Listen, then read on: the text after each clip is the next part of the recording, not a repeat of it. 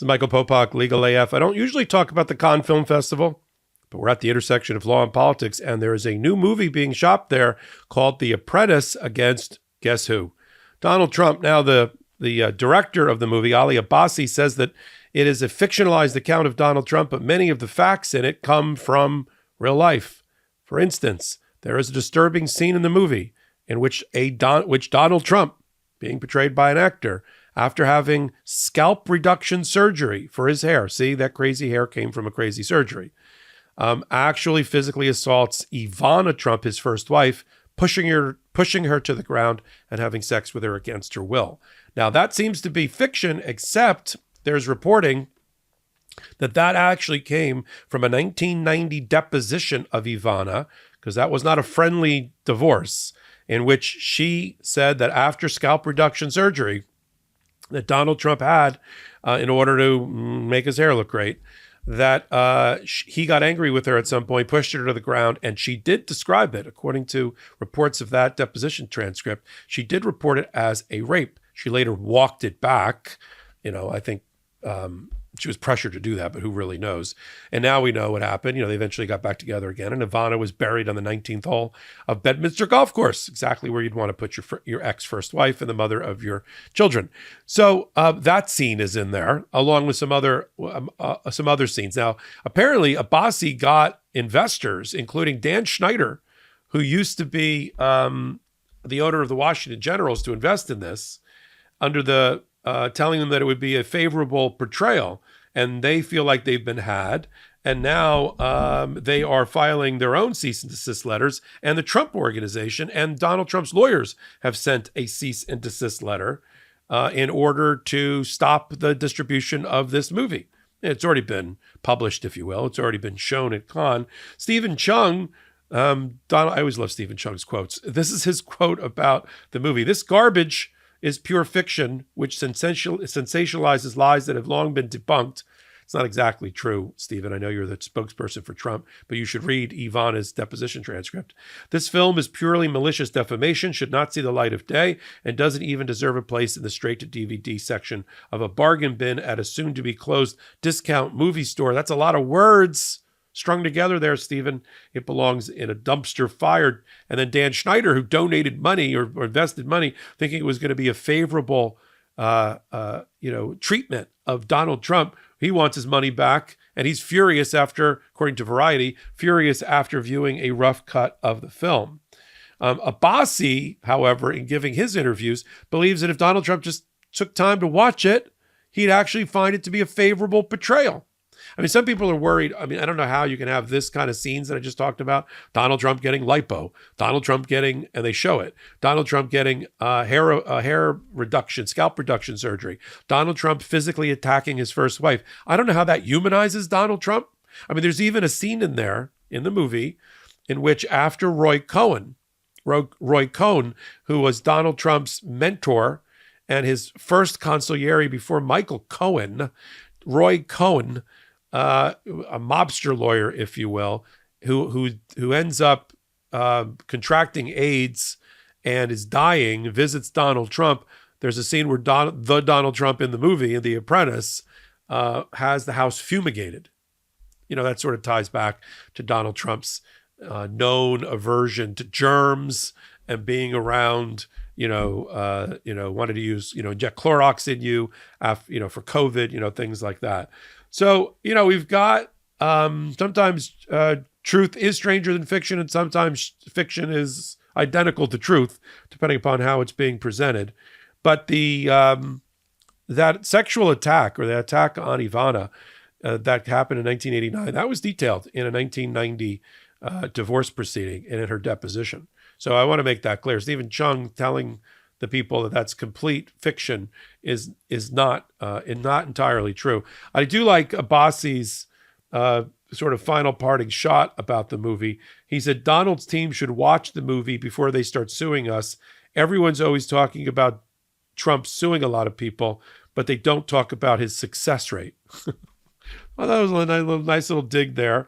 I don't know if this movie's going to end up coming over here, but again, another unfavorable, unflattering portrait of Donald Trump, in which he's attacking women. at a moment where he's on trial and the jury has not yet deliberated or even gotten the case for deliberation, in which he had a sex outside his marriage with a number of women and then tried to cover it up so that Melania and the American people, the American electorate, wouldn't find out about it right at the moment he was running for office, following the fact that he was adjudged twice to have sexually abused and raped E. Jean Carroll.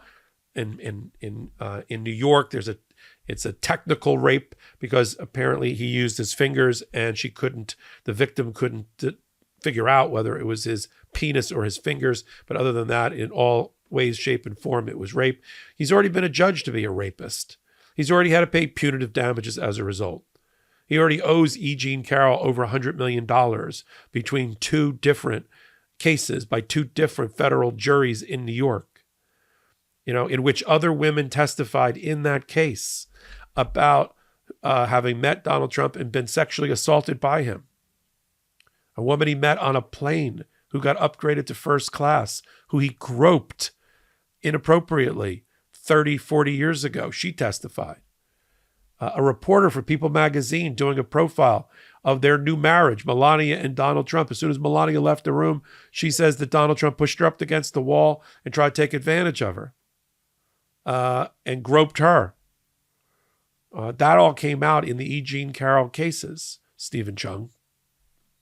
The Access Hollywood hot mic moment when nobody was looking, or so Donald Trump thought, except somebody was recording, when he said that he can grab a woman by her you-know-what and get away with it because he's a celebrity, an apprentice. So, when you hear something in a movie like this, a report like this, which is based in part on a set of facts and then sort of glossed up for Hollywood standards, at this particular moment in time, not a great time a great time to release it for the movie if it gets a distributor. Not a great time for Donald Trump. But it doesn't just have the ring of truth. I mean, look what's already been factually established in courts of law about Donald Trump's relationship. I'm putting that relationship is doing a very heavy lift in that sentence. Relationship with women, which are always misogynist, always abusive, and usually can lead to physical assault. So, put down the false chagrin followers of Donald Trump, lawyers for Donald Trump, spokespeople for Donald Trump, about how dare they show that in a movie. It's based on deposition transcripts of Ivana Trump.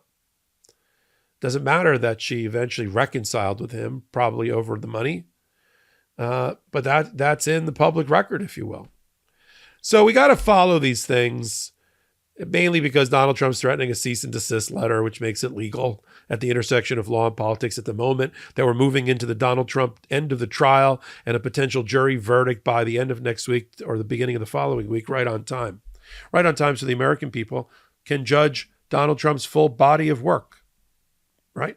If you're going to vote for the person to put him back into the White House, judge him on his body of work. Not his words, but his deeds or his misdeeds. And this is yet another data point for people to consider, including the jury as they deliberate. That's why Donald Trump and Donald Trump's lawyers are all up in arms about it. We'll continue to follow all of it right here on the MeidasTouch Network and on Legal AF. We sit at the intersection of law and politics so that you don't have to. We curate a show called Legal AF.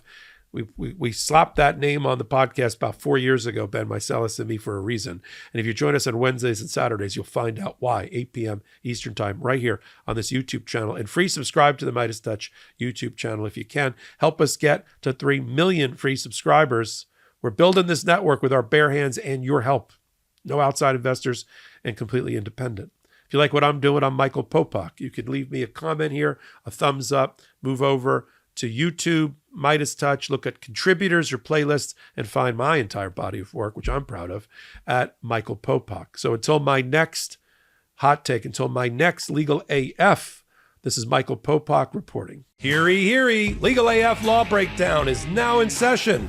Go beyond the headlines and get a deep dive into the important legal concepts you need to know and we discuss every day on Legal AF. exclusive content you won't find anywhere else, all for the price of a couple of cups of coffee. Join us at patreon.com/legalaf. That's patreon.com/legalaf.